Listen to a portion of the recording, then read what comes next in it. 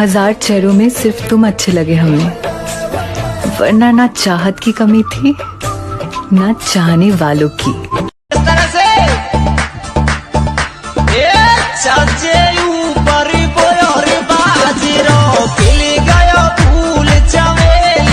तू ना झुकवे तो मेरी ना से, हाँ झुकवे तो मेरी हाँ से, जिसकी मैं बात कोई टाल को नहीं सकता वा और कोई को न मेरी माँ से। मेरी माँ मेरा रब सजल से जरिया छोड़ के खुलिया सुतल बनी का अपना धनिया से रह जाती दूसर बनी का अपना धनिया से।